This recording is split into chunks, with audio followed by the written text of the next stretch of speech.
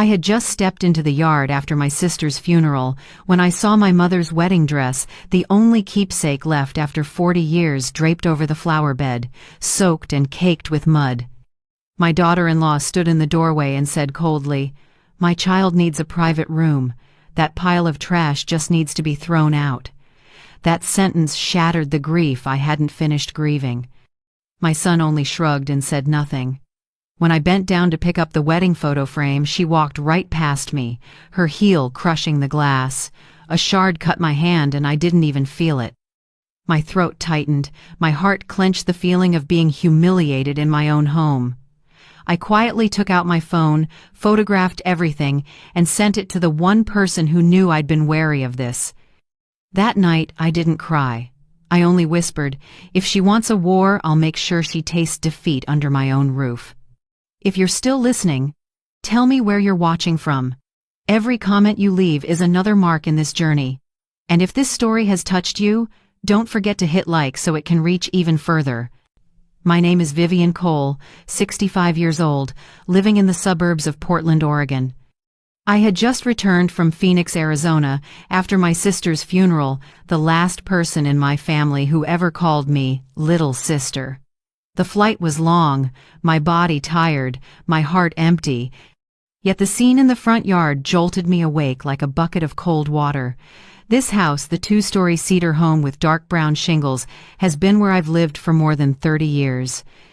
I bought it after my husband died, painted every wall myself, replaced every floor tile. A lifetime as an accountant didn't make me rich, but it made me meticulous. Everything in this house bears the marks of love, effort, and memory. And now those memories lay scattered across the lawn, wet with rain and muddied like trash. The wooden chest my brother hand-built in 1978 was pried open, my mother's leather notebook was soaked, and my hand-stitched embroidery had blown up onto the steps. I walked slowly, picking up each item as if gathering the trampled pieces of my own memory. Sloane still stood there, arms crossed, her stomach flat under a silk dress. "I already said you have to move into the back storage room," she said evenly, cold. "The upstairs bedroom will be the baby's room." I looked around. There was no sign of preparing for a child, just a convenient excuse to push me out. I gave a small laugh that never reached my eyes. "The storage room?" I asked. "Yes," she said. "That's where you can be quieter." I didn't argue. I walked down the little slope to the back. The wooden door creaked open, and the smell of damp and dust hit my nose. Inside were a dirty folding mattress, a bare ceiling socket, and a small window draped in cobwebs. No table, no chair, no blanket. I sat on that mattress and took a deep breath. Humiliation twisted in my chest, but tears didn't fall. I pulled out my phone and photographed every corner of the room, every tossed-out item, every footprint on the floor. I used to think I understood Sloane, smooth, charming, good at winning people over. When Andrew introduced her 10 years ago, I was quietly happy. Finally, my son has someone by his side. I didn't know that someone would slowly edge me out of my son's life until I became just an old object in their eyes. That night, Andrew came home late. The door to my room, now the storage room, opened a crack, hallway light spilling in. "Mom," he said tiredly. "Don't mind it. Sloane is stressed. She needs her own space." I looked at my son, the face I'd loved and trusted most. "And what about you?" I asked. He avoided my gaze. "You know, my wife comes first." The door shut with a soft squeal of the hinge. The room went dark again. I opened my phone and checked the secondary account I'd once let Andrew use for emergencies. A string of odd transactions popped up. Interior design, baby room paint, weekend Napa Valley, luxury spa package. Each line was like a knife cut. Nearly $6,000 in 2 months. I knew that was just the tip of the iceberg. I'd heard Sloane hint about selling a few old pieces to refresh the space. Now I understood she'd sold my memories to buy meaningless things. Late at night, I opened my contacts and tapped Amit Patel, the attorney who helped me with insurance paperwork 10 years ago. "I need to see you," I said. "Tomorrow, 9 a.m. "What happened, Miss Vivian?" "Family," I answered briefly. "And I need to protect what's left." Before bed, I heard a car in the driveway. I peeked through the curtain. Sloan was driving an ivory Lexus, the car she said she borrowed from a friend. But the interior light was bright enough for me to see a new designer handbag on the passenger seat. Early the next morning, as I took the trash to the curb, Mrs. Whitaker, my neighbor of nearly 20 years, called softly, "Vivian, I have to tell you this. Last week I saw a man deliver several big boxes to Sloan. She told me they were nursery decorations, but when I got closer, it was obvious designer goods, shoes, bags, perfume. The delivery service was expensive."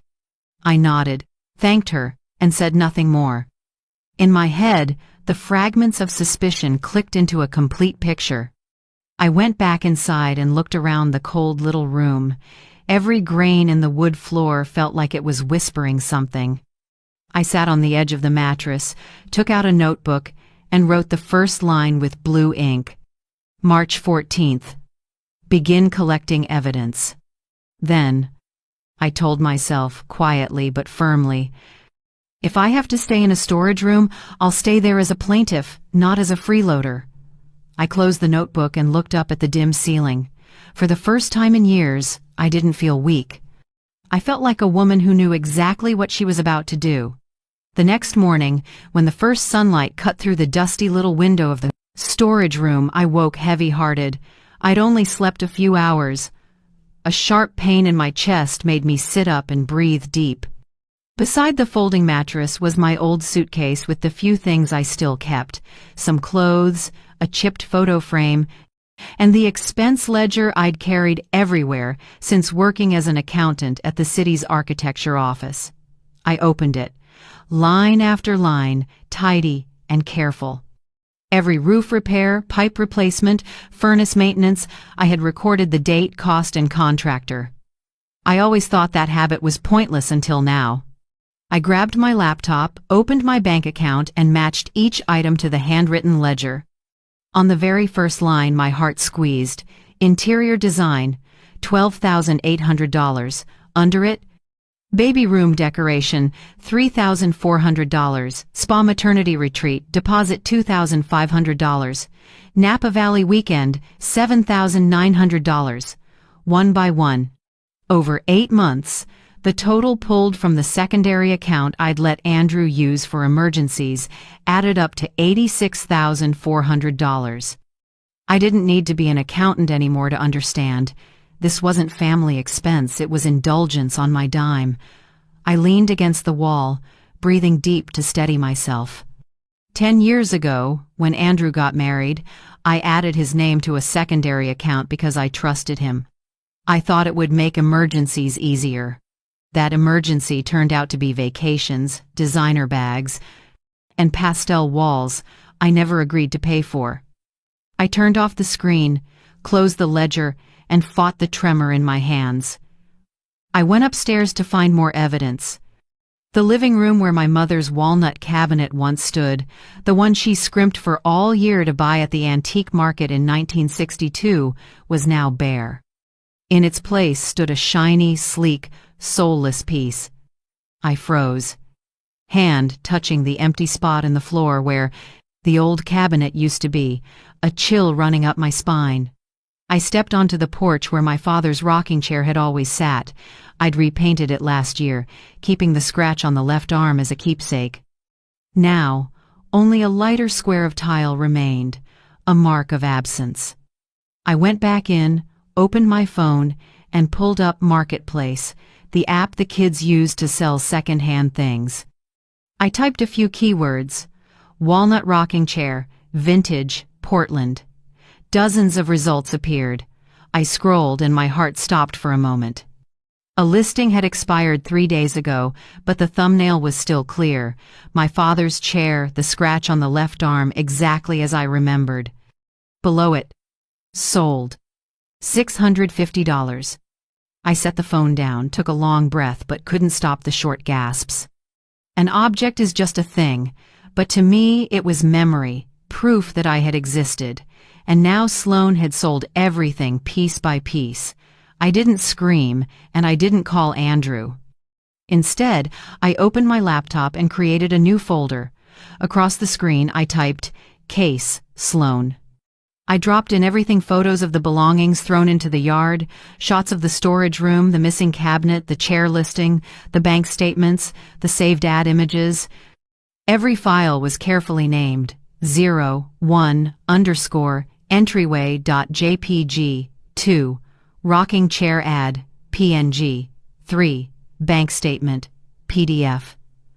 I did it with the quiet of someone who'd already lived through too much loss. At my age, I know, anger weakens you. Evidence is what makes others afraid. From the drawer, I took a pocket recorder I used to use in meetings.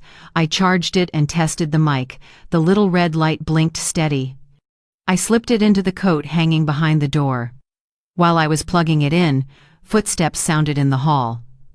Sloan was on the phone, her voice low and detached. "Don't worry, baby. Everything's lined up. I told him the house needs to be redone to welcome a baby. That old woman doesn't know anything about paperwork." A pause. Then a quiet laugh. "Yeah, if this plan works, we get the whole house. Trust me."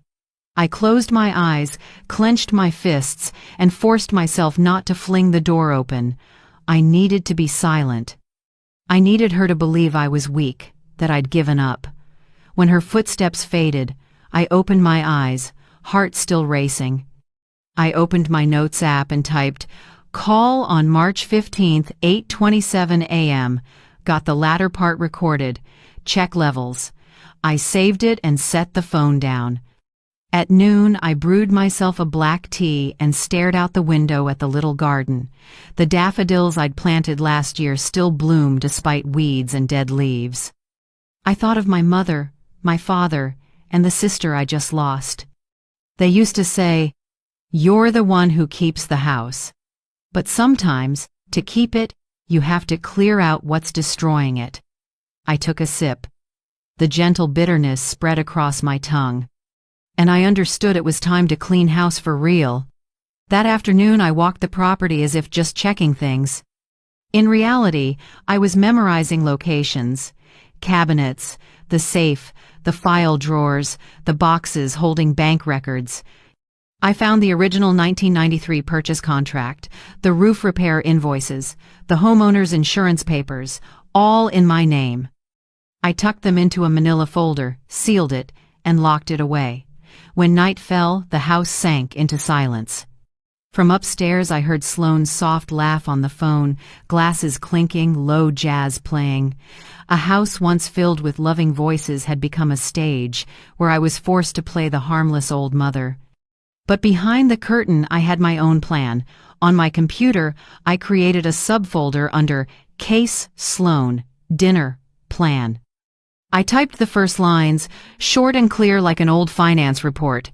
Date, March 17th. Location, home, main dining room. Objective, observe, record, capture reactions. Attendees, Andrew, Sloan, her parents. Plan, appear frail, agree to give up room. Plant, recorder, place a mini camera in the vase on the shelf. Do not argue, only document. I reread it, deleted the word revenge, and replaced it with proof. I didn't need revenge. I needed the truth to be seen, recorded, and believed. Before bed, I checked everything again. Recorder charged, phone on silent, file packet hidden. I lay back on the folding mattress as moonlight slipped through the crack in the door. Inside, the pain was still there, but beneath it something else was growing, clarity. In the dark, I whispered, "Fine, Sloan. Keep thinking I don't know a thing. But when that dinner happens, you'll be the one who can't swallow." And I smiled. The first real smile since my sister died. Not from joy, but because I knew, from this moment on, everything would change. The next morning I woke before dawn. Rain from the night before still misted down. The chill slipping through the door made me shiver. I brewed a black coffee, no sugar, no cream, then sat at the small table in the storage room, the warm light just enough to show every crease on my hands. In front of me was the manila folder I'd spent days preparing. Bank statements, photos of my belongings tossed into the yard, recordings, house papers, and my expense ledger. Everything was ready. I checked the clock. 7:40. My appointment with attorney Amit Patel was at 9 a.m. in his small downtown Portland office. I took a deep breath, picked up the folder, pulled on my long raincoat, and drove my old Toyota Camry off the quiet street. With each time the tires rolled through a puddle, I felt a little lighter, as if every turn of the wheel was carrying me out of the dark. Mr. Patel's office was in a red brick building along the Willamette. Inside smelled like coffee and old paper. Mr. Patel, a man of Indian descent around 50, with half-rimmed glasses, came out and shook my hand. "Miss Vivian, it's been a while. I heard your voice on the phone. It didn't sound good." I gave a thin smile. "It wasn't good, Amit." We sat. I opened the folder and laid out each set of documents in order. "These are 8 months of statements. These are the scene photos, and this is the original house deed." He skimmed, nodded slowly. "You did exactly right, documenting and preserving evidence. Most clients come when it's too late." He flipped a few pages and stopped at the deed copy. "This house is still in the name of Vivian Cole, right?" I nodded. "Correct. Andrew never completed a transfer because I'd said I would leave it to him after I passed. Mr. Patel set down his pen, voice turning firm. "Then here's the good news. Legally, you remain the sole owner. No one can sell, lease, or alter the property without your written consent. Andrew and his wife are occupants by permission tenancy at will under Oregon law." I took in each word like water after a long thirst. "That means," he continued, "if you choose, you can terminate their right to stay at any time with proper notice." I stayed quiet, but something painful and peaceful rose together inside me. This house, my life's work, was still mine. Mr. Patel carefully drew the file toward him and started noting items. "Now to the money," he said. "What's your estimated total loss?" I read slowly.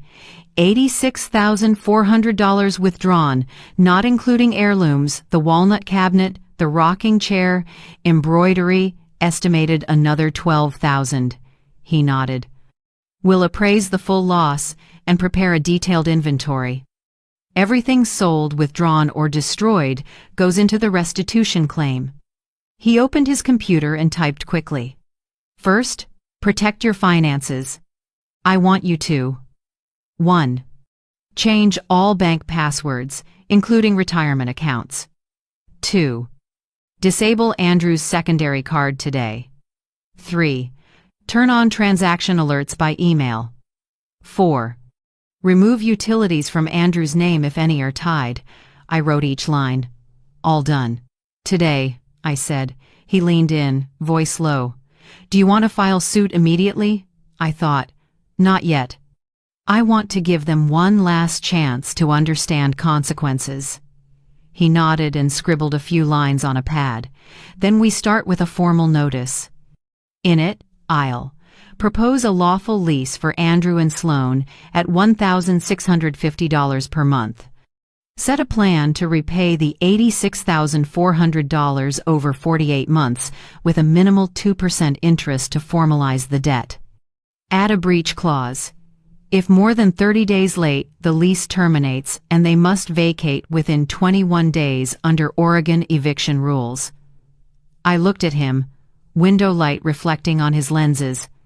"And if they refuse to sign? Then we file a civil action and issue a lawful eviction notice. With your evidence, this is straightforward." I nodded slowly.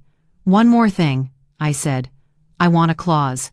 The back portion of the house where I'm living now must remain as is. No one can enter, lock, or change the lock without my consent." He smiled. "You're as sharp as you were in your accounting days." "I'll add it." We sat quietly for a moment. Outside, the rain had stopped, and sunlight began to stretch across the traffic. I placed my hand on the folder and said softly, "Amit, I don't want to destroy my son. I want him to understand that respect isn't granted, it's kept by action." He looked at me, eyes gentle. "I understand, Vivian. But sometimes, to teach respect, you have to let them face consequences."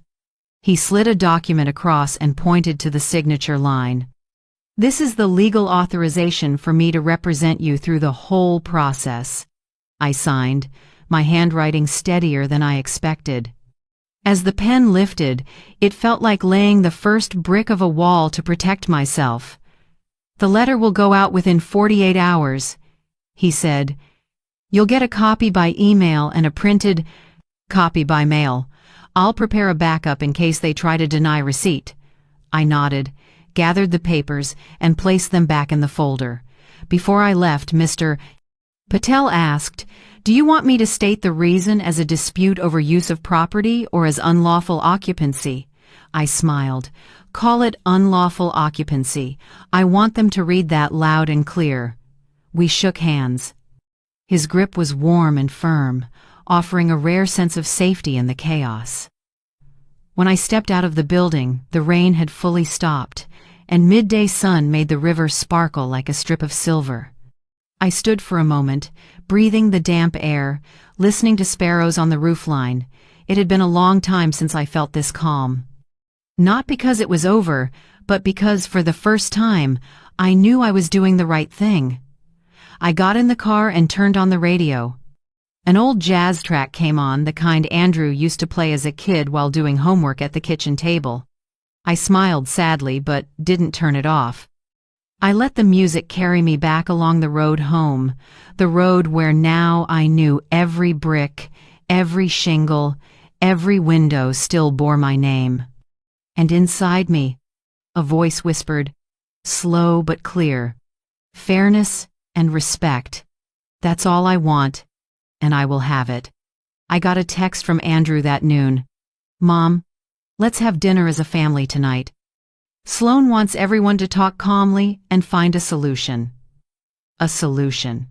I smiled and quietly closed my phone. The people who treated me like a burden suddenly wanted to talk calmly. I knew that kind of reconciliation usually smelled scripted, and I knew exactly what role I'd play tonight. All day I barely ate. I organized Mr. Patel's files and tucked the thick sealed envelope neatly into my handbag.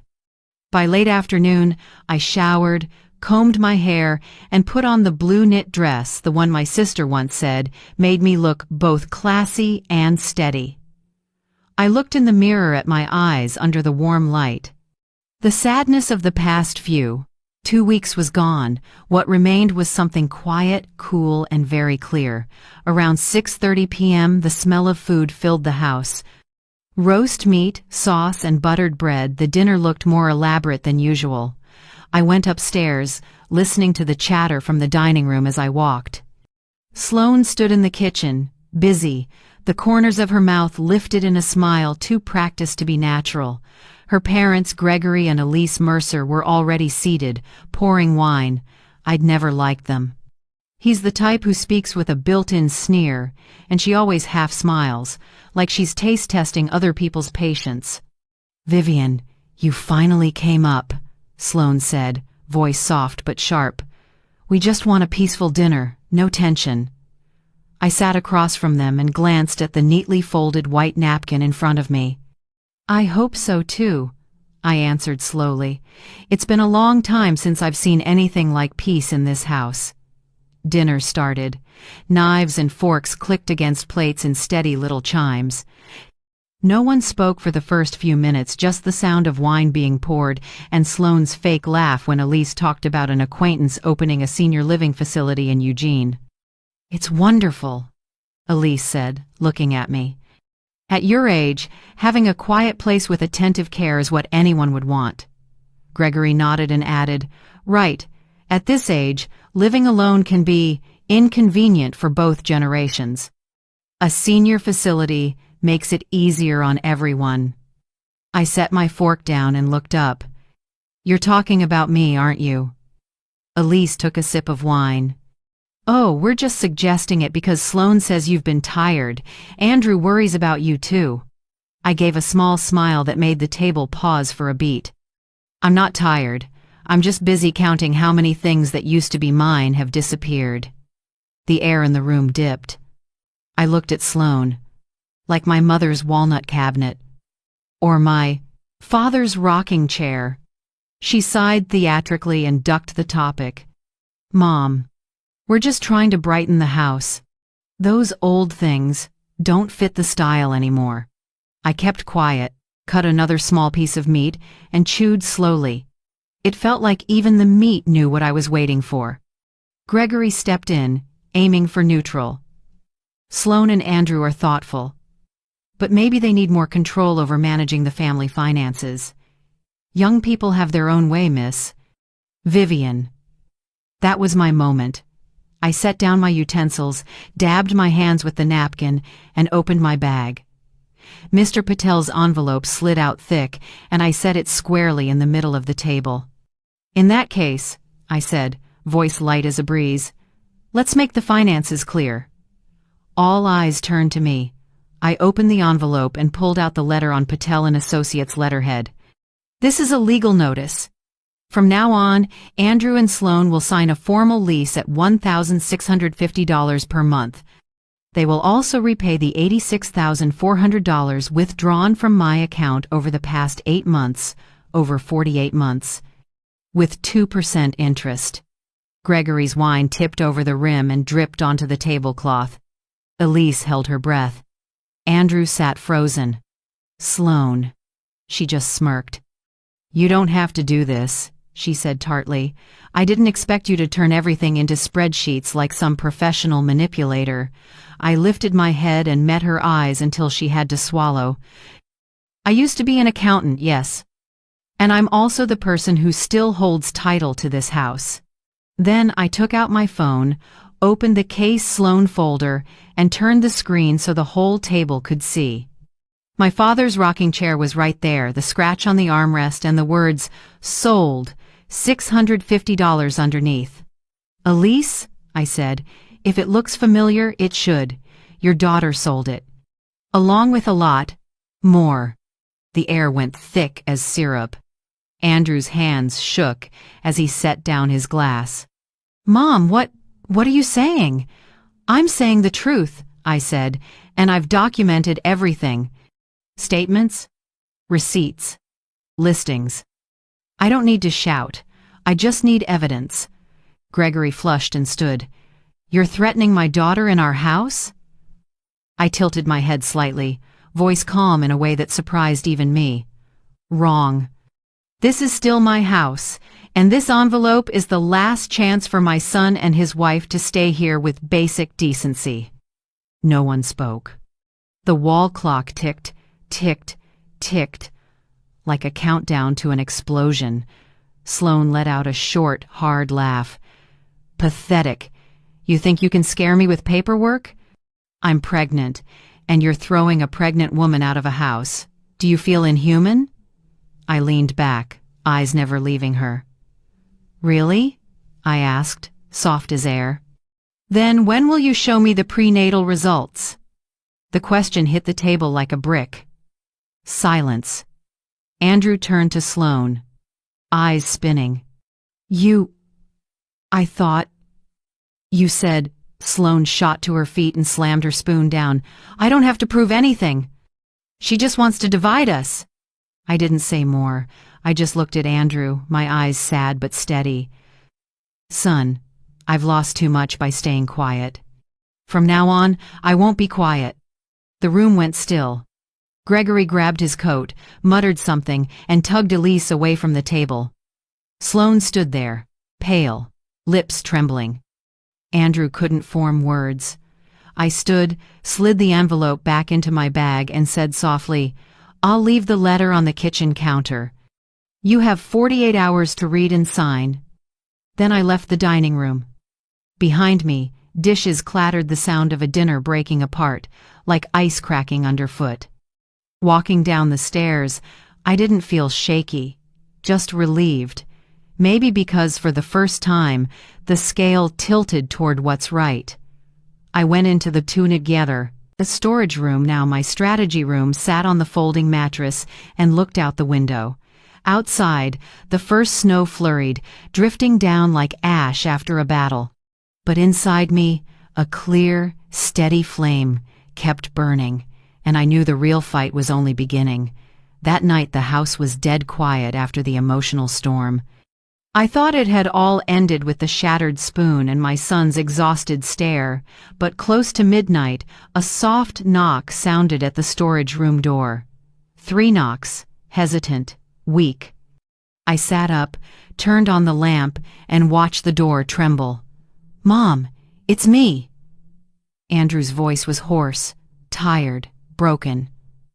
I opened the door. He stood there, gaunt, eyes bloodshot. The warm yellow light showed a face that used to be bright, now early lines and panic. "I can't sleep," he said, voice shaking. "I'm scared of losing the house, Mom. I don't know what to do." I stood there, silent. Part of me wanted to hug him. Another part wanted to hold the line. "I don't want to throw anyone out." I answered slowly. "That's why I offered the lease.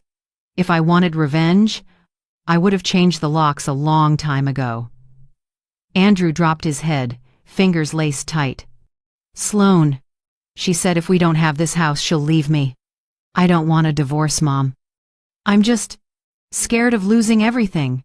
I looked at my 36-year-old son, the man who once said, "I'll take care of you like Dad did."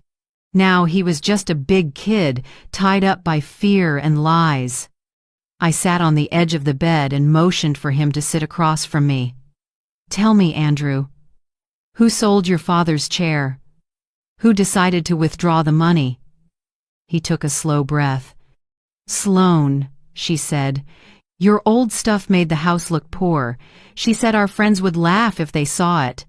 A cold blade went through me. "And you?" I knew it was wrong, but I didn't dare argue. "She threatened to tell people you control the money, that I don't. I have a voice. I didn't want anyone to think I'm unfilial." I closed my eyes. Every word weighed like lead. I understood Sloan took more than money. She took my son's backbone, and part of that was on me. "Andrew," I said, low, "I used to think loving you meant shielding you. Maybe I was wrong. I let you get used to someone else cleaning up your mess." He stayed quiet, shoulders trembling. "Mom, I don't want to lose you." I sighed and met his eyes. "If you truly don't want to lose me, then tomorrow you sign the contract. I want nothing but respect. And if you let anyone take even 1 more cent from my accounts, you push yourself out of my life." He nodded, tears rolling onto his clenched hands. "I understand. I'll do it." "No," I corrected. "You have to do it." We sat in silence for a few minutes.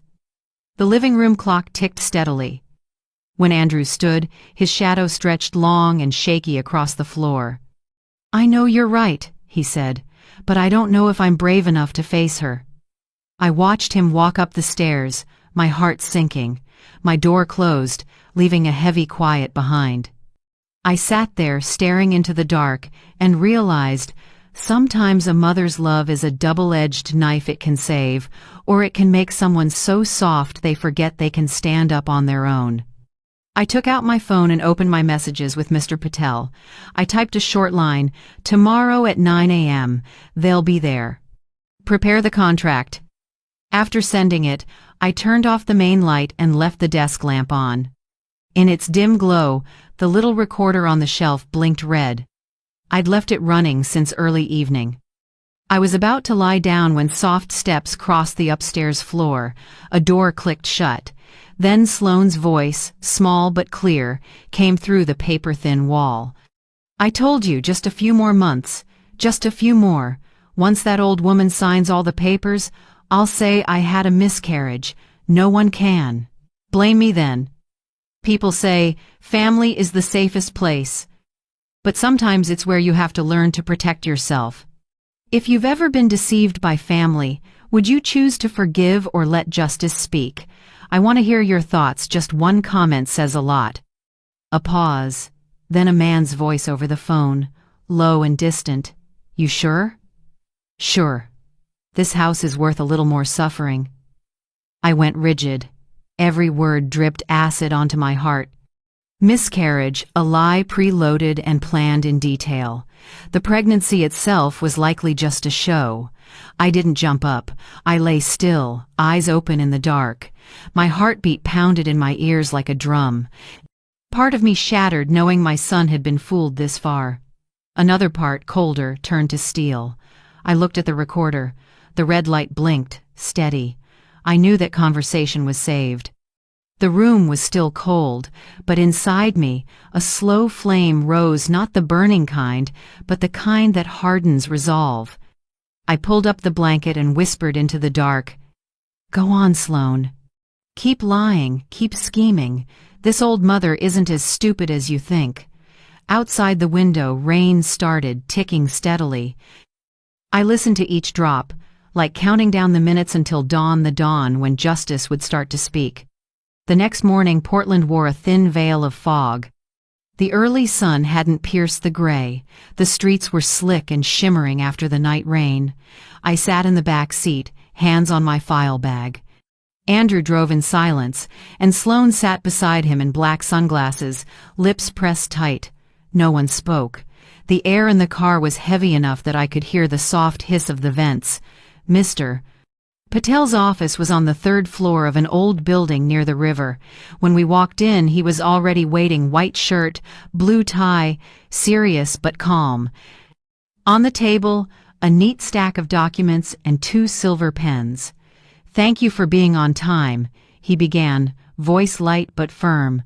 "I want this meeting to be clear, transparent, and civil. Miss Vivian is the lawful owner of the home. You two are occupants by permission. You have no ownership rights, only temporary residency. We'll set a lease and a repayment plan to make it legal." Sloan smirked, arms crossed.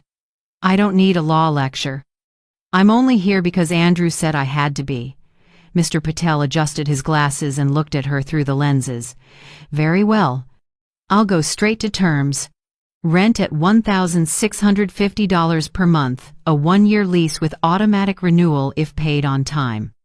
The $86,400 will be paid back over 48 months, with 2% interest to avoid it being treated as a gift. These terms will be publicly recorded and notarized by our office." She tilted her head, a mocking smile flashing. 2% interest? You're charging your own son interest? I looked straight at her, my voice not loud but clear. "I'm charging interest to the person who took my money. As for my son, he's just paying the price for staying silent too long." Sloane's face reddened, ready to snap back, but Andrew put a hand on her arm and gave a small shake of his head. "Sign it," he said quietly, drained. "You're taking her side. I just want peace." She yanked her arm away and slumped into the chair, voice tight. "Fine. I'll sign. Mr. Patel slid the first page to Andrew. His hand shook. He inhaled, then signed. The scratch of the pen filled the quiet room, sounding like a blade cutting some invisible cord between mother and son. Sloan stared at the signature, lip trembling, then grabbed the pen. She signed fast, as if to end the ache, and pushed the stack back to Mr. Patel. He flipped through each page, checked, then pressed the seal. "Good. The lease is effective today. Payment schedules will be emailed. I've also recorded the list of sold heirlooms, the walnut cabinet, the rocking chair, the hand embroidery, and the wooden chest. I'll work with an appraiser on a separate restitution figure." Sloan let out a short, dry laugh. "She's going to invoice her memories now?" I didn't answer. I just looked at her, not angry, not pitying, just the look of someone who has seen too much deceit. "No one can repay memories," I said quietly, "but losses still need a price." The room seemed to freeze. Mr. Patel filed the papers into a folder and closed it. "I hope this is a first step toward order. I don't represent anyone here except fairness." I nodded, thanks. Andrew kept his head down. Sloane sprang up, put her sunglasses back on, and raised her voice. You win, Vivian. But remember this, when your grandchild is born, you'll never see them.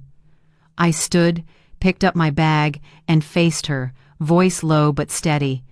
Don't use a child as a shield. You'll need more than that to keep yourself clean.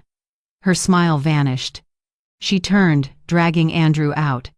Her heels hit the tile sharp as a second hand scraping across a clock. I stayed, watching the door ease shut, then turned to Mr. Patel. He was quiet for a moment, then said softly, You know they won't accept this easily, right? I know, I said, but at least they had to start with a signature. Out by the river, the wind cut cold. I pulled my coat close, feeling fatigue settle into my joints. But under the tiredness was a small peace. For the first time in months, I didn't feel pushed out of my own life. On the way home, I stopped at a little hardware store. I bought 2 new locks, a few key sets, and a screwdriver. The young clerk smiled and asked, Fixing up the house? I said, No. I just want to make sure my room stays mine. Back home, wet leaves dotted the yard. I heard Sloane slam the bedroom door. Andrew went upstairs without a word. I said nothing, just headed to the storage room, the only place I felt calm.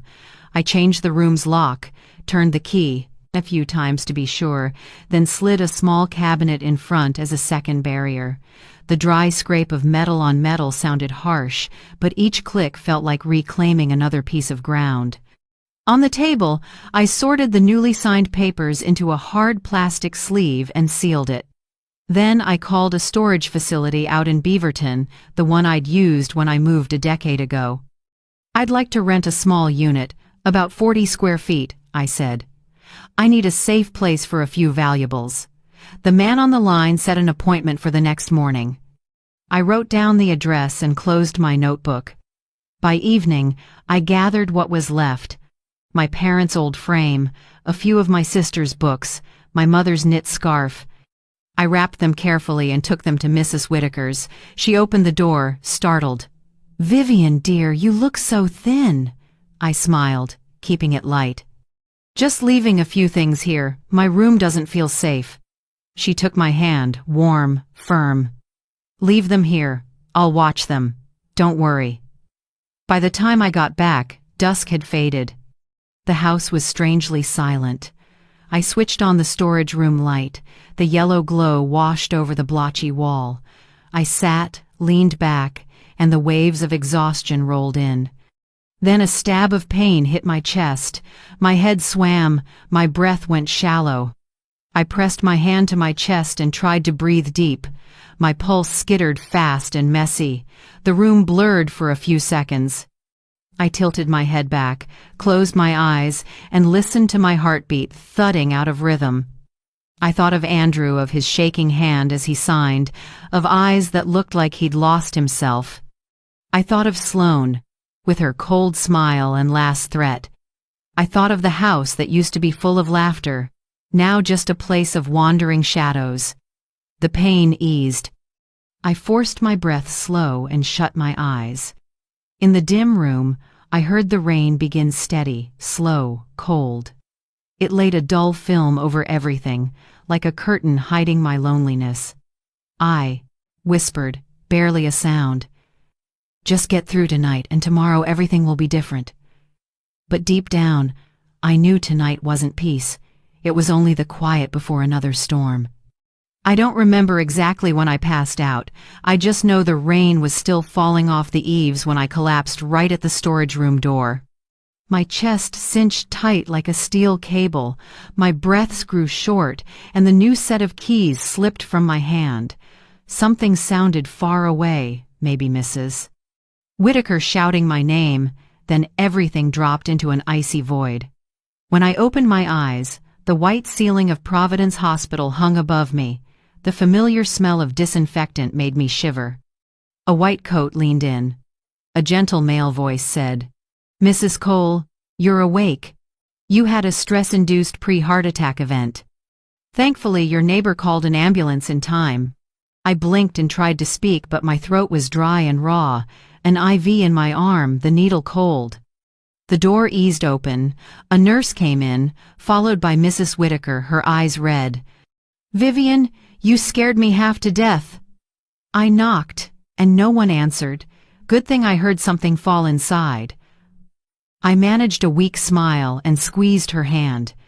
"Thank you, you saved me again." Less than 6 hours later, news of my hospitalization reached my 2 kids far away.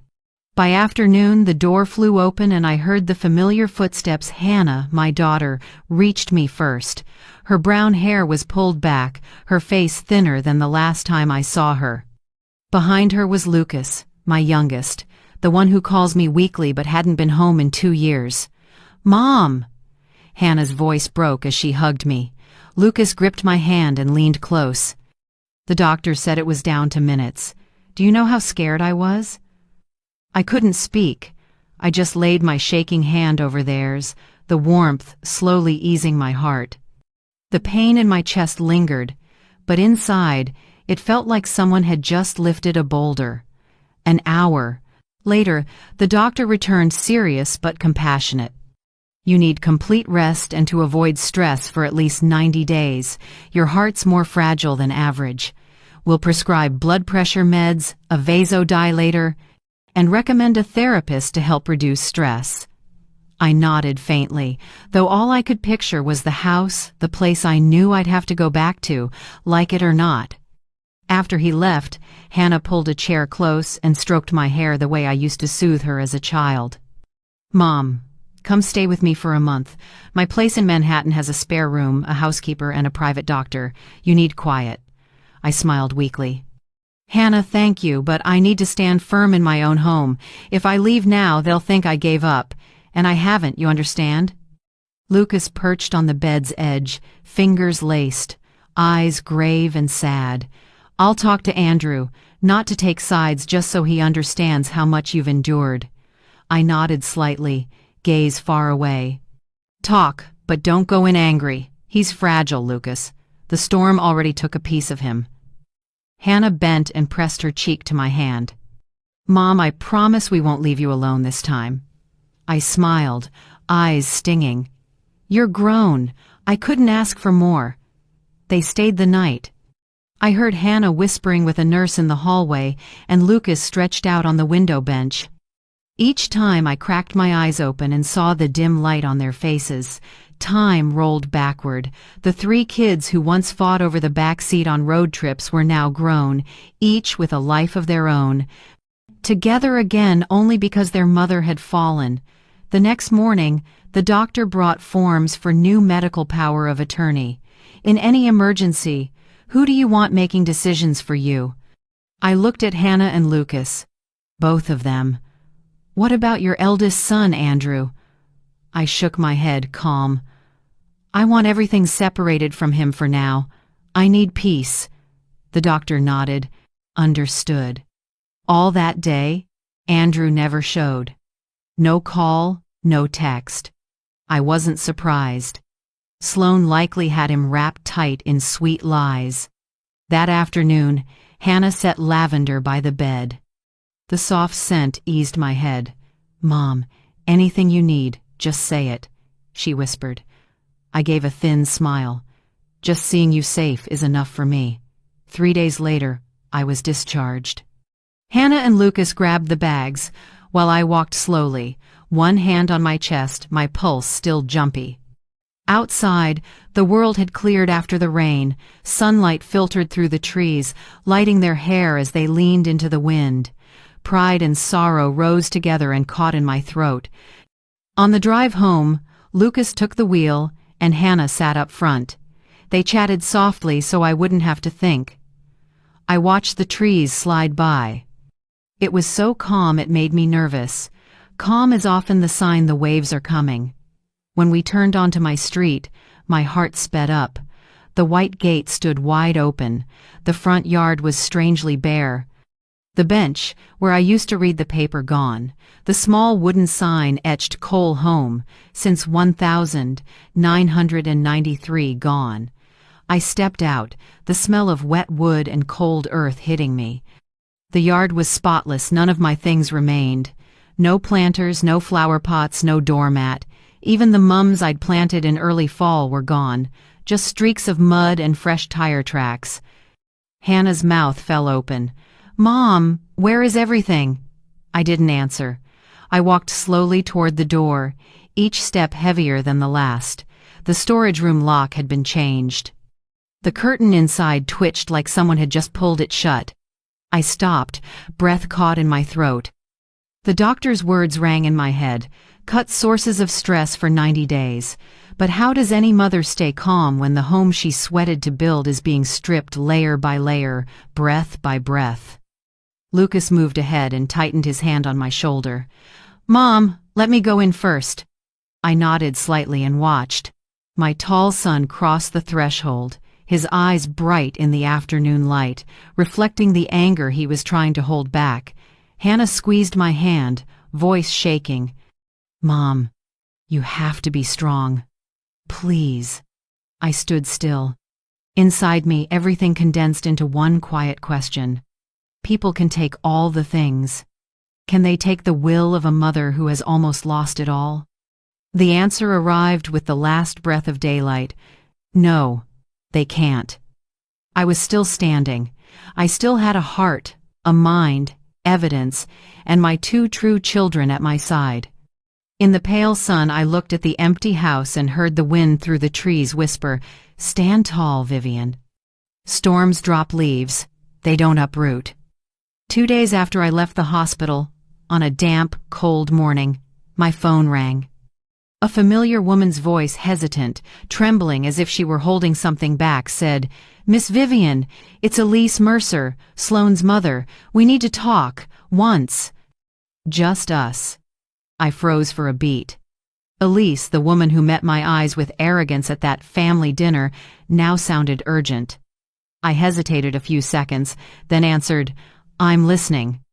"Not on the phone. I'll text the address of a coffee shop 10 minutes from your house. Don't tell anyone, not even Andrew." Her voice shook, so unlike her usual chill. I agreed, partly out of curiosity, partly because my gut said this mattered. The cafe, Maple and Steam, sat on a small street lined with blazing golden maples. I arrived 10 minutes early. Elise was already there, no makeup, no jewelry, hair pulled back, gray sweater that made her look worn. When I pulled out a chair, she just nodded, no greeting. No small talk. In front of her lay a light brown envelope, thick, one corner creased. She slid it to me, eyes turned away. "I don't know where to start," she said softly. "But some things, if I don't say them, I won't sleep." I looked at the envelope. My fingers brushed the seal. It felt hot. "About Sloane?" I asked. Elise nodded, head dipping. "Yes. About everything she's done and what she can't do." I opened the envelope. Inside, medical records, credit card statements, screenshots of texts. The pages bore the logo of a fertility clinic in California. I flipped. Failed IVF cycle, November 2019. Then, patient cannot conceive naturally. Alternative treatment recommended. I looked up. Elise clutched her cup so hard her nails dug into her palm. "She can't have children," she said quietly. "We've known for 4 years. Sloane hid it from everyone, including Andrew." When I asked why she wouldn't tell the truth, she just smiled and said, "Because if I tell the truth, no one stays."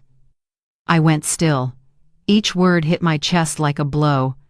She handed over more screenshots, including, "I'll say I'm 3 months pregnant. Easy, just buy a fake positive test online. After a few months, I'll miscarry. Who's going to verify? You act shocked. People will pity us. Then we'll have the house." My hands trembled. My coffee had gone cold. I stared at Elise, speechless.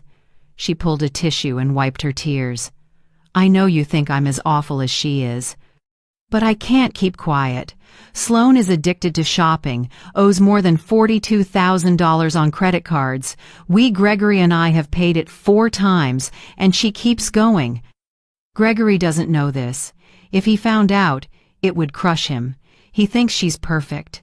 She exhaled, fingers knotted tight. I was proud of her once. Now I'm afraid. She can't tell what's real anymore.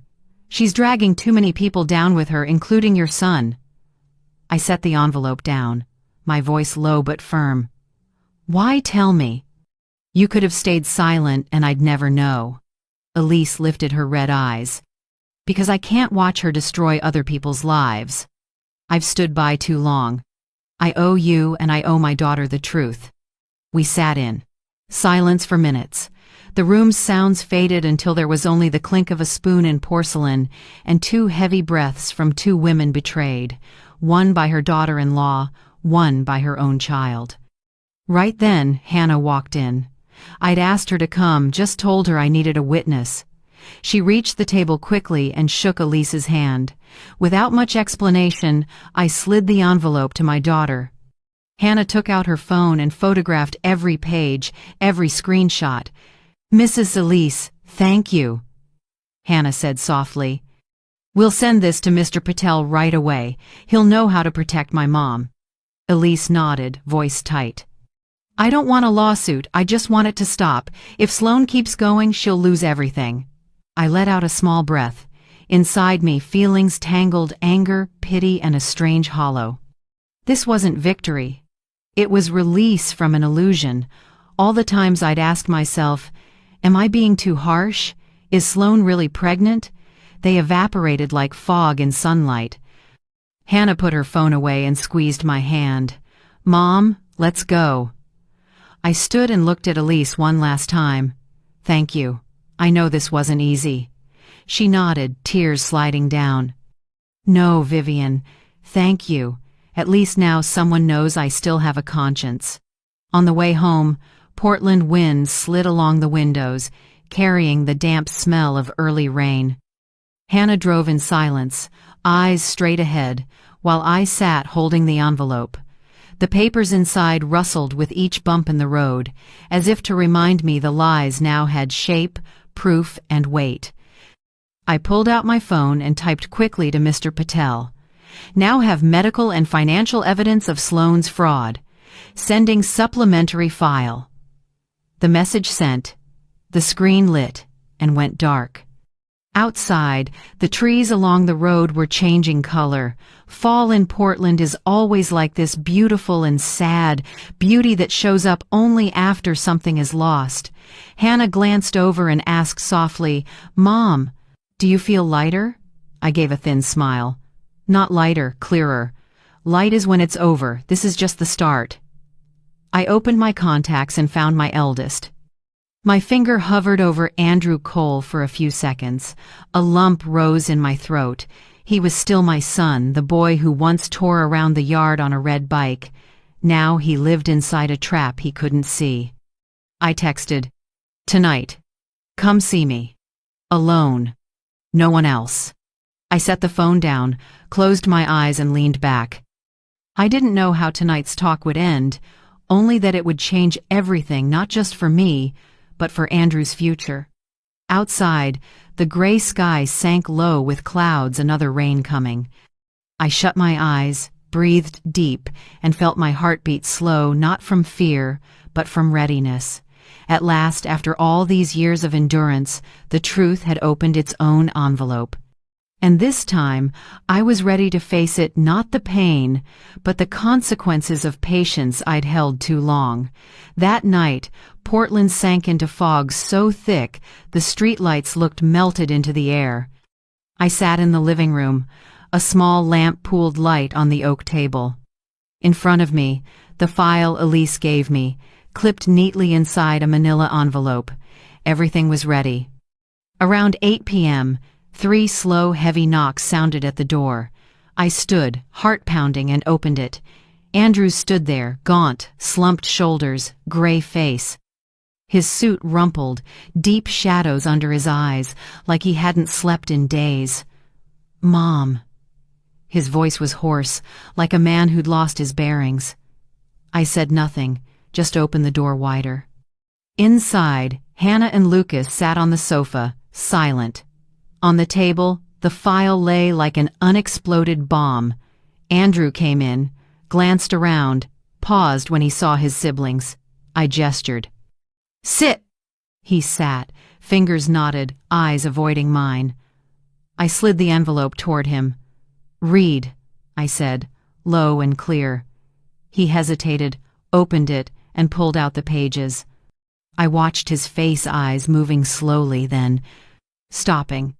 His hands trembled, his lips tightened. A minute later he whispered, almost to himself, "No way." "No." Sloane said, "It can't." He flipped to the next page, screenshots of texts, clinic notes, infertility records. His eyes went glassy, like he couldn't believe the words.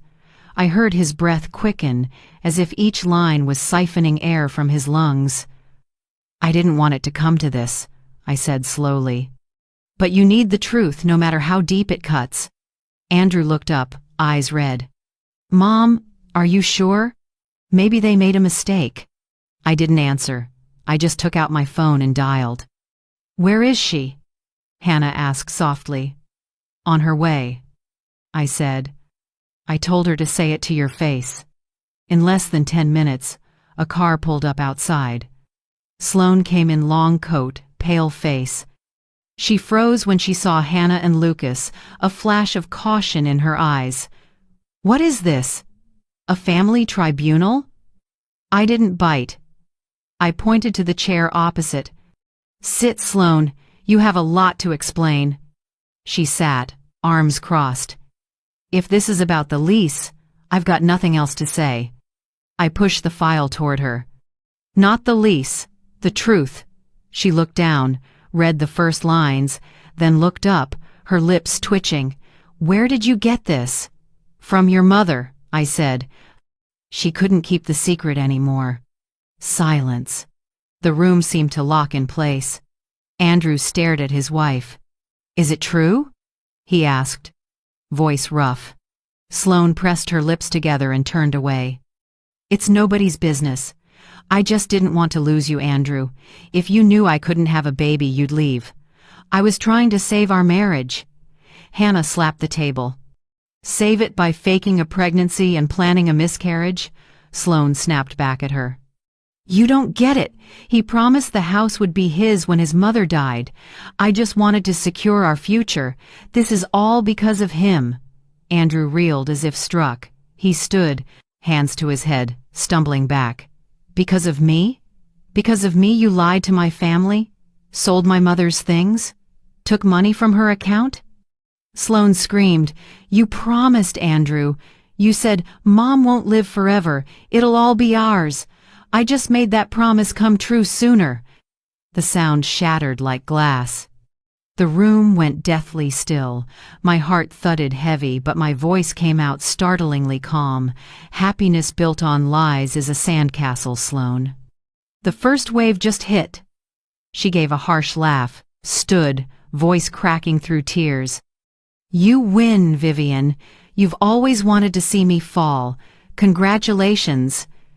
She slammed the door so hard the painting on the wall tilted. When the door closed, Andrew collapsed to the floor, face in his hands. The sob that tore out wasn't a grown man's, it was a lost child's. I went to him, sat beside him, and held him just like all those times he skinned his knees and I ran to wipe them clean. "Son," I said softly, "sometimes losing the wrong person is a blessing, better than keeping someone who makes you lose yourself." He didn't answer. He just cried quietly, head on my shoulder. Hannah and Lucas stood close, pained but relieved. This hurt, though deep, was the first step toward healing. After nearly half an hour, Andrew looked up, eyes drenched but clearer than I'd seen in years. "Mom, I'm going to divorce her." I squeezed his hand and nodded. "Good, do it right. I'll ask Patel. And I'm moving out. I can't stay in this house." "Where will you go for now?" Lucas asked. I found a small studio near work. I just need a few days to sort things out." In his voice I heard something I hadn't in a long time: resolve. 2 days later, Mr. Patel came to the house with new files. He sat right at the dining table, the place that used to be a battlefield at dinner, now a temporary office. "I've received the info from Hannah," he said. "I'll file for compensation for the family heirlooms that were sold, and also seek damages for emotional distress caused by fraud, misappropriation, and fabricating a pregnancy." Andrew sat beside him and nodded. "I agree. I want to take responsibility. I've also canceled the authorized user card and locked every linked account. She won't touch another dollar." Mr. Patel took careful notes, then looked up at me. "Miss Vivian, I have to be honest, few people your age keep their composure like this. This truth could collapse a lot of people." I gave a thin smile. "Collapse is their problem, not mine. I'm just choosing to stand." That night the house was still. Andrew had moved most of his things out, leaving only the old watch his father once gave him. When he headed to the car, I stood at the door and looked at my son one more time. "Mom," he said, "I'm sorry." I shook my head. "No, Andrew, you did the right thing. Don't let someone else's mistakes bury you." He lowered his head. The streetlight washed over his gaunt face. I watched until his taillights disappeared around the bend. In my chest, a wound tore a little wider, but strangely, I felt lighter, as if this pain was necessary to rinse away years of self-deception. I went back inside and ran my hand over the tabletop. This place had been the eye of the storm of lies. Now only the warmth of truth remained, bitter, but true. And sometimes, that's enough to begin again. I once thought every storm would eventually pass, but with Sloan, it only changed direction, it never stopped. Less than a month after Andrew filed for divorce and Patel submitted the compensation claim, she struck back. On an early winter morning, Patel called, his voice calm with a faint chuckle. "Miss Vivian, Sloan has filed a countersuit. She's accusing Andrew of emotional abuse and demanding $120,000. I closed my eyes and took a long breath. Not surprised, just tired. I know. Sloan's kind. When truth slips from their hands, they invent a new story to keep going. Patel told me to come to the office the next morning. When I arrived, he had all the evidence spread out. Bank statements, photos of antique listings, the audio file about the planned miscarriage, and a printed set of texts Hannah had collected. "I've submitted these to the court before they review the countersuit," Patel said. "Now we just wait for the hearing." On the court day, Portland drizzled. The courtroom was small, but the air was heavy like a ceremony of judgment. Sloan sat across from us, pale, dark circles under her eyes, still trying to look composed. Next to her was a young, confident attorney flipping through files. Andrew sat at the defendant's bench, quiet, hands clasped. I sat behind him, between Hannah and Lucas. It felt like the three of us were walking a battlefield without needing to say a word. Sloan began her testimony. Her voice shook, mixing anger with fragility. "He, Andrew Cole, drove me into a mental crisis for months. He controlled the finances, humiliated me, and, together with his mother, pressured me to leave the house." I looked at the judge, a woman in her 60s with a firm but fair gaze. She nodded once and signaled to Mr. Patel. Patel stood, his voice low, each word landing like a tap of a gavel. "Your Honor, I'd like to present rebuttal evidence. These are account statements showing $86,400 withdrawn without authorization over 8 months. These are antique sale listings and a walnut chair ad that match property belonging to the plaintiff, Vivian Cole, mother of the defendant. And this is an audio recording in which Miss Sloan Mercer admits faking a pregnancy and planning a miscarriage to gain her husband's trust and access the Cole family's assets." The room fell utterly silent. I heard a pen clatter from the clerk's desk. Sloan dropped her gaze, lips pressed tight, eyes glaring at Patel. The judge adjusted her glasses and opened the file. "Miss Mercer, do you deny this evidence?" Sloane stammered. I was set up. My mother hates me. It's all fabricated." "Right then." The courtroom door opened. Elise walked in, haggard, a large envelope in hand. She stepped to the witness stand, voice trembling but steady. "I am Sloane Mercer's mother. I will testify that everything Mr. Patel said is true. My daughter lied about being pregnant, spent excessively, and deceived both our family and the Cole family." Sloane spun around. "Mom, how could you?" Elise cut her off. "Because you don't know where to stop, because I've helped you lie too many times." The room went quiet again. I saw Gregory, Elise's husband, in the back row, head bowed, face covered with his hands. The judge tapped the gavel lightly, then read her interim ruling. "The court rejects the entirety of Miss Sloane Mercer's damages claim. The lease and repayment agreement between Miss Vivian Cole and Mr. Andrew Cole are recognized as lawful and in effect. The court also notes evidence of potential credit fraud and will refer the matter to law enforcement for investigation." Patel tilted his head toward me, a small signal. "It's done." I exhaled, not triumphant, just feeling a long emptiness lift from behind me. A week later, the Portland paper ran a short piece. "Police are expanding an investigation into credit fraud related to Sloane Mercer after additional victims reported instances of false borrowing and unauthorized purchases." I read it and felt no joy. It was like watching someone sink and knowing I couldn't pull her up anymore. That afternoon, I heard a soft knock. When I opened the door, Gregory Mercer stood there with his hat in hand. He looked much older, more gray, voice hoarse. "I came to apologize, Miss Vivian. I didn't see the truth sooner. Elise told me everything. We're disappointed, but at least you gave her a chance to make it right, even if she didn't value it." I looked at him and nodded gently. "No apology needed. You're a victim, too." He squeezed my hand, his grip trembling, warm and sad. Then he turned and walked away, shoulders bent in the late-season cold. Time passed, and the house grew peaceful again. Each month, Andrew transferred $1,650 in rent and $1,800 toward the debt, right on schedule. With every transfer, he left a small note. "Month 3, still trying. Month 5, Mom, I've begun again." I saved each message in its own folder.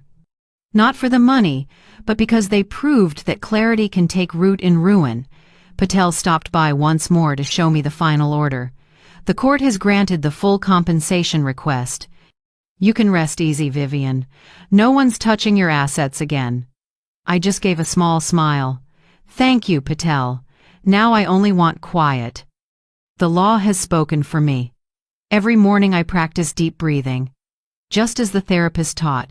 Inhale for 4 seconds, hold for 7, exhale for 8. I started walking in the Portland rain. The steady drizzle I used to hate now feels comforting. It makes me notice the rhythm of life and my own existence. The flower bed out front, the place where my mother's wedding veil was once thrown, is replanted. I chose lavender and white daisies, the 2 flowers she loved. When my hands touch the soil, it's cold but real. With every root I press down, I feel a crack in my heart knit a little. At night, with wind at the window, I sit with a hot cup of tea and listen to the rain on the shingles. No more arguments. No more Sloane's icy tone, only my heartbeat slow, steady, and calm. I think justice isn't revenge. It's the moment you can breathe without choking, look back at losses without your hands shaking.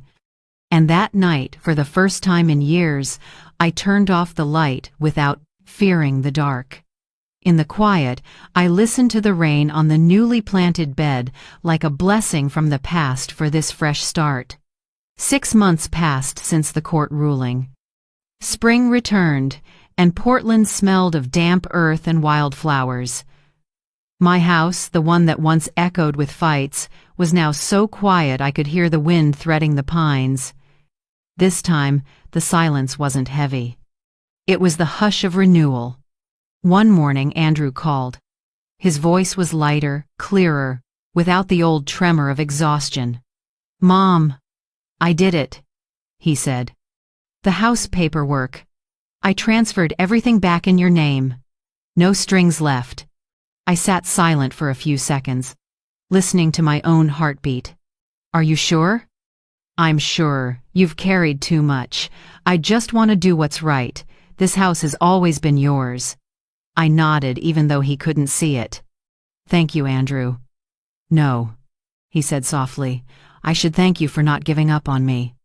After the call, I sat a long time at the window, looking at the lavender blooming purple. In my mind, I no longer saw a weak, manipulated son. I saw a man learning to begin again. Maybe a mother's love isn't sheltering forever. Maybe it's stepping back so your child can stand. A few weeks later, I began to refresh the house. Not to forget, but to revive it. I hired a small crew, the older craftsmen who painted for me back in the 90s. They scraped the old finish, rolled on a soft cream, swapped harsh white bulbs for warm amber light. My room, once the place where they threw my things, became itself again. I hung the family photos that survived, the 3 kids laughing by Mirror Lake in 2003, the dark wood frame polished bright by Lucas. One afternoon, Hannah brought a big box. Inside was a brand new rocking chair, walnut, glossy, with a pale floral seat. "You said you missed Grandpa's old chair." Hannah smiled. "I couldn't find it, so I got this. Maybe it'll become Grandma Vivian's chair in our memories." I sat. It creaked softly, gentle and unbelievably soothing. I closed my eyes and almost heard my father's laugh, my mother's hum on the porch. Lucas carefully restored my parents' wedding photo frame, the one shattered into pieces when Sloane stomped it. He picked up each shard, reassembled it, then sealed it with a protective coat. "Look, Mom," he said, "sometimes what's been broken is more valuable because it's been held together with love." I stared at the photo as tears slid before I could stop them. The fine cracks remained, but my parents' eyes shone, as if they were smiling at me. That evening we rehung the wooden sign on the porch. The old one had rotted, but the new carving was clean. Vivian's home. Lucas set brass nails and drove them firm into the post. The final strike rang out clear and sure, like a declaration. This place, at last, belonged to its rightful owner again. Andrew started individual therapy. He told me one afternoon on our walk, "They're helping me spot signs of manipulation. I can say no now, Mom." I smiled lightly. "Now you have your own boundaries, and I'm learning to protect them," he said. "Not just with other people, also with myself." I looked at my son, feeling love, pride, and a small ache like watching someone stand up after a fall, scarred but looking forward. One Sunday afternoon, I invited Mrs. Whitaker for tea. The woman who called 911 and saved me that day still looked small, but her eyes were kind. "Vivian, you look much better," she said with a gentle smile. "I owe you more than thanks," I replied. "If you hadn't made that call." She set her hand on mine. Now. "We just did what people should do. You living well, that's what makes me happy." We sat on the porch, wind carrying pine and damp earth. 2 women, 2 cups of tea, 2 shaken lives now peacefully steady. Sunday night, my 3 kids had dinner with me. I made chicken soup like my mother used to, with a sprinkle of black pepper, the aroma filling the kitchen. After we ate, Hannah brought out my sister's poetry, the sister who left just before all this started. We read the lines she once wrote. "Home is not a shelter, but the place we dare to return after every break." No one spoke, but we all understood. My sister had been right. Your home is truly yours only when you're strong enough to stand in it without fear. That night, under a small lamp at my wooden desk, I rewrote my will. I divided things fairly. A portion for each child, with clear conditions. Whoever keeps respect and boundaries keeps their share. No one is allowed to manipulate, lie, or hijack love for money. I also set aside a small fund for a center that helps victims of family fraud and financial coercion. I know there are many like me, older people turned into tools for someone's greed. If my story can help someone speak up, then maybe what I went through wasn't wasted.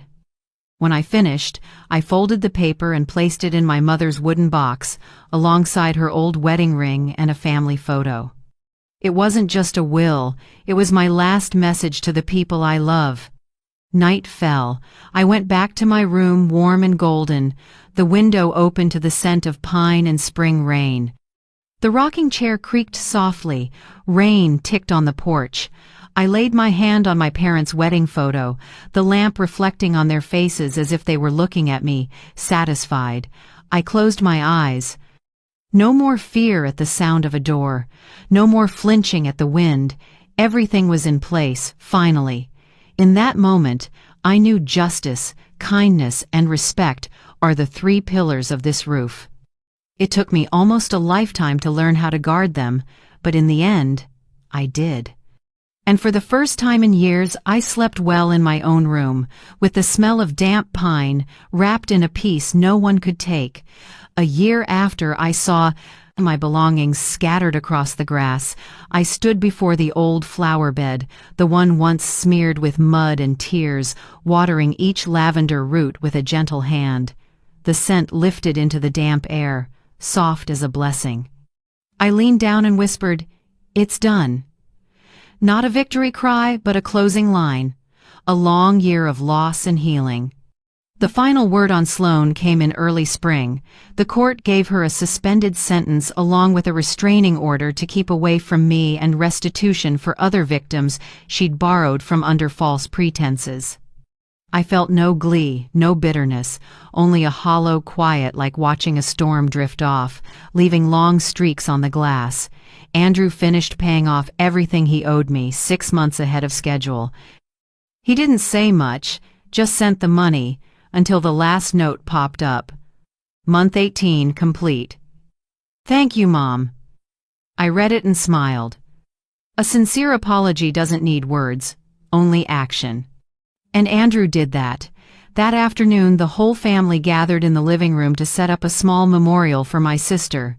Hannah lit candles, Lucas set the frame, and Andrew brought white daisies.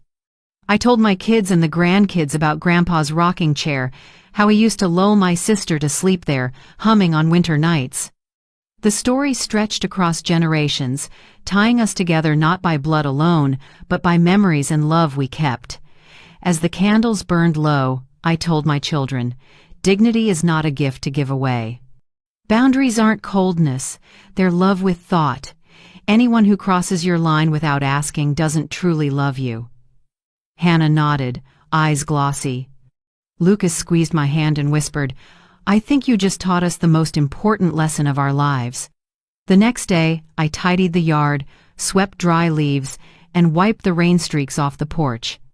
I realized not only was the house cleaned, my life was being put back in order. No more shadows carrying lies, no more suspicious looks or weight in my chest walking through the door. I had cleared the toxins from my life with the law, with patience, and with faith that honest people don't keep losing forever. That evening, I opened my laptop and wrote a piece for the community about financial abuse in families, something few discuss but many suffer silently. I told my story, no names, no rancor, just how a 65-year-old woman stood up properly within the law and kept her kindness. When I hit send, I felt lighter. Somewhere, someone might read it and find a little courage in those lines. Before bed, I opened the new wooden cabinet Lucas helped me build. Inside, I placed my mother's wedding scarf, now clean, pressed, and scented with lavender. I smoothed the folds, as if touching time. That scarf had witnessed generations of women in my family, those who endured, those who rose, those who learned to live with self-respect. Now it was my turn. I closed the cabinet, then stood on the porch and watched the Portland rain fall like threads. Drops beaded on the rail, glinting under the warm light. I breathed in, feeling the heat rise through my skin.